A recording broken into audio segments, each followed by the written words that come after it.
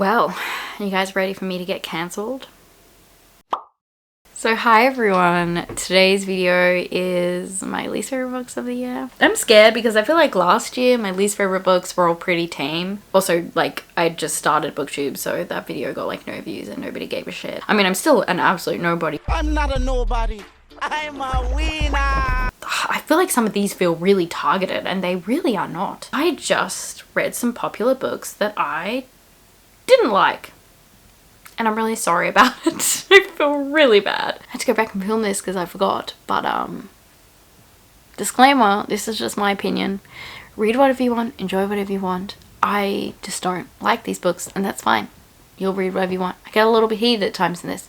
But please don't take that as a personal attack. You are valid. You are allowed to like whatever you want. Okay, is that enough? Have I mentioned enough that it's fine that you like these books? Okay, bye. People are gonna hate me so much in this video. I feel so bad. Should I even post this? I don't know. But at the end of the day, reading is subjective, and sometimes when something is really popular and you don't like it, it really does make you angry, and it does really play into that hatred of the book. So possibly some of this is a bit petty. I do not know. But anyway, we are gonna go through these books. I think I've got 10. Honestly, the first few are not books I hate, but we definitely get there, and I have put these in an order. The further in the video we get, the more hateful I will become, and I do apologize. So number 10, so I do not hate this book, but when it came to my 10 least favorite books of the year, this was on there, and it is The Love Hypothesis. But you know what, I feel like I have disliked books more than this year. Like, I feel like this probably doesn't deserve this spot. But anyway, it's here. I think this is super popular and I just don't think it like deserves it. Like, it's not a bad book, but this is huge. That's what she said. Like, Ellie Hazelwood is huge. She's got like a movie deal now. Like, that doesn't really happen a lot. I just don't think these books are worth that level of hype, but you know, Colleen Hoover is even more hyped, and let's get into that later. So this is a fake dating romance, which I tend to not love anyway. So it's about a girl whose best friend likes her ex. Like, I need to say the character's name, so you're not going to understand this. Olive. Olive's friend likes Olive's ex. But Olive doesn't like the ex anymore, so Olive wants her friend to date Olive's ex. Does that make any sense? Olive lies about being on a date with someone, and they're both PhD students who work in the same lab. So instead of going on the date that she made up, because she's not going on a date, she goes to the lab, and her friend's there, of course, because of course. Like, you're a PhD student in a lab. How would you not know that that is a very high probability? So she like decides to kiss the first person she sees rather than just go up and say, oh, the date was cancelled or postponed. She's just like, oh, I'm gonna kiss the first person I see, which those two end up fake dating because he wants to prove that he is gonna stay here because of his job opportunity. I am really butchering this. I'm so sorry. I just don't care. I feel like I've hated on this book enough. I just didn't enjoy it. I thought it was cliche, I thought it was cheesy, I thought it was forced, I thought it was just ridiculous to the point where it was just kind of stupid, and I didn't feel the chemistry. The only good thing about this book is that he literally puts a whole boob in his mouth, which is iconic and hilarious, and I will never get over it. So yeah, that's that one. I'm not so salty that I remember the exact order of this list. I do need to check my phone. I have on hold this book. It is A Man Called Uuver. My mom actually has it now because she wants to read it and she'll probably like it, and I'll feel like even more of a bitch than I already feel. It's about a man who's like 60 and he's just annoying and not a very nice man, and he's really obnoxious and a bitch to his neighbors. It's about him becoming like besties with this neighbor and this cat, and it's kind of his like redemption story, but he doesn't really like redeem himself, and I just didn't give a shit. I'm sorry. I feel really bad. I couldn't get over the fact that this 60-year-old was acting like he was in his 90s. Like, I was just like, why didn't you just make him 80 or 90? Why did Frederick Bachman just not do that? Because he was literally writing someone in that age, but he put it as a 60-year-old. And so because of that, he just came across like a dick, and I couldn't deal. And like, I found him so annoying that I just didn't care about anything except the cat. The cat was cool. I don't want to go into it anymore. I have a dedicated vlog if you want to hear me trash talk this, but I feel really bad because a lot of people really like this. Then number 8 is Summer Suns. This one was just weird. So I read this in my vlog reading scary books for October, so you can go watch that if you want to hear more thoughts. It's about this guy whose best friend goes away to uni and they've been separated, so the main character has decided he's gonna go live with the best friend. But before he gets there, the friend actually commits suicide. And so he still goes ahead with the move to try and find out what happened, what led to this happening. And it's just weird. It's just not the kind of weird that I get with, probably because I'm stupid, I don't know, but I was just like, I don't know what's going on, and it's annoying me, and because I don't know what's going on, I don't care about anything, because I'm spending so much time trying to understand stuff that I just don't care, and then when I'm like, okay, maybe I just need to try and not understand, I just don't have the energy anymore. So that was kind of the whole mood of this book. It also had just a lot of like guys riding cars instead of talking about their feelings kind of energy, and I was just like, I just don't care. So I feel really bad, but it wasn't for me. There's definitely an audience for that book. It just wasn't written very well for me, and there was just a lot of disconnect for me. Then number 7 goes to The Healers Apprentice. Congratulations for being my 7th most hated book of the year. Good job. So this is trash. I'm sorry, it's not. This is a like YA fantasy. I didn't realize that it was a like Christian YA fantasy. So I was just not the intended audience for this. It's fine if you are religious, that is fine. I'm just not, so I found it a little bit cringy. And also it just wasn't very well written. She was very much like a Mary Sue. Everybody loved her. These 2 brothers that wanted to be with her because she kind of had a romance with the brother that she healed, who's a prince. But then the other brother kind of makes a move on her, and so they kind of have a thing. It's just one of those books where it's like, everybody loves this really bland, annoying, boring, basic ass bitch. It's so mean. This wasn't for me. It wasn't terrible. I think I gave it like 3 stars, 2.5. Just was one of those cases where the book wasn't for me, and I do feel kind of bad about it. Then at number 6, I have The Alchemist, which I'm still kind of in shock about. Kind of don't want to admit it. Kind of in denial. I don't know. A lot of people really like this. I think this is like one of my best friend's favorite books. It was like a while ago. I don't know if it still is, but I feel really bad about that. It was like about this dude who was going on this quest with his like goat or sheep or something, and it was just a lot of inserting this author's opinions, and yeah, I didn't like it. It has a lot of philosophical thoughts, so if you're interested, give it a go, but I hate reading books where there's no story. It's just the author spouting their opinion. I don't care how cool the opinions are. If that's all I'm getting out of it, write a fucking essay. We're up to number 5, so we're halfway through. Number 5 is A Sport and a Pastime. Also, this and The Alchemist were read for reading books recommended by celebrities. I can't remember which ones in which, but I'll link the playlist. Those videos didn't perform very well, and I don't think anyone cares, but I loved doing them, and I feel so sad about it. But anyway, I did end up reading a few flops, and I read this one for Keanu Reeves, so I feel really sad that like I didn't like this, because I also DNF'd the first book I read for him, so we do not share the same taste in books, like at all. This was about a like love affair. It's a like classic short story, and it's very sexual, which I kind of did like that in a way, because I like smart. Like literally I'm like, what happened in this book? They did anal, I'm pretty sure. So I can remember. So it was just like beautiful classical sex scenes. But they did anal, so that was pretty hardcore.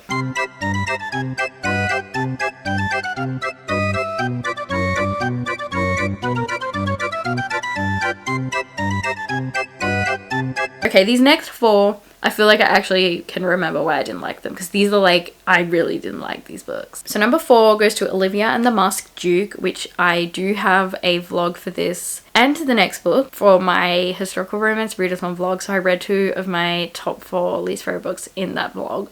It was not a good time in my life. So this is an age gap, but it is a weird age gap, because I really like age gap, but this was weird. So it's about a chick who meets this guy when she's very young, and she kind of has a crush on him, but obviously he's way older, so she has to wait till he grows up. When they're both older, they start having like BDSM, hardcore sex. Like, that's fine, but the problem with this book is that in between these, you know, passages of them fully going for it, they have flashbacks to the past. So, you know, there'll be a scene where he's like full spanking her ass, and then we go to when she's like 10 and he's like helping her climb a tree or some shit, and it's weird. Okay, it's really weird, and I feel kind of sad because it could have been really good, but I was like, why are you having these flashbacks? Like, there is nothing worse than constantly being reminded of the taboo aspect, like constantly. And they would constantly be going on about how bad it was. And I'm like, you constantly rehashing this isn't helping me get on board. You know, like, I don't know what the author's strategy was. Perhaps she really wanted us to feel their connection. I think that she should have just wrote the past at the start and then done the future all in one block. Because, yeah, there's nothing worse Then reading about a chick fully going for it, and then in the next chapter she's like fully underage. Very strange, very weird. Didn't like it, not a fan. Moving on. Then again, this next book was in that vlog as well, and it's Annie's Song. This was bad in so many ways. I appreciate what the author was trying to do, because this was written in like the 80s or 70s or something. And like, I appreciate, you know, that she was trying something different, and in a way, like, she was a little bit ahead of her times. Maybe not. It's like she tried to do something modern, but with old-fashioned methods. So it ended up being, you know, a goddamn trash fire. But she tried. So this is about a girl who is deaf, but everyone thinks that I think they call it like a cognitive impairment in the book. And she has awful parents who don't raise her properly because of that, and they abuse her and they treat her terribly because she's been raised so isolated and neglectfully. She does act like a child because she's never had the opportunity to actually age. Something really horrific happens to her. I'm not going to go into detail because it's just terrible. And she ends up marrying this man whose brother did the thing to her, and so he marries her because he feels bad about what his brother did and he feels responsible.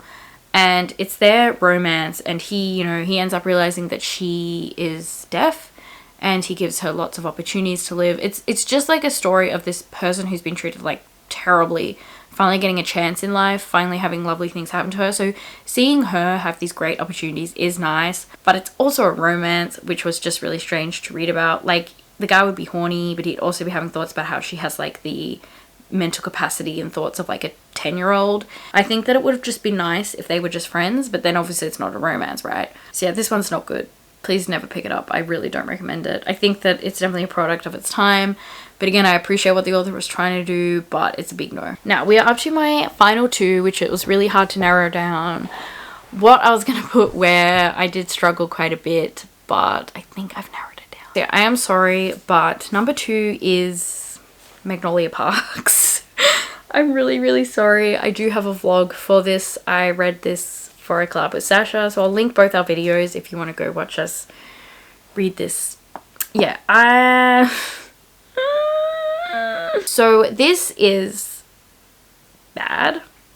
That's it. That's the end of the video. Okay, so it's about these people that dated and then they didn't date. What are words? I can't remember if it's a spoiler, so I won't say, but like, he did her dirty, right? But we don't know like the details of what happened. They still like each other even though he's done this terrible thing. The book, no plot, no pacing, no structure, no character development, no nothing. Well, it's not even a story. It is just these two characters doing the same thing over and over and over and over and over and over and over. That is all this is. Maybe we should get back together. Oh no, he's gone hooked up with another chick again.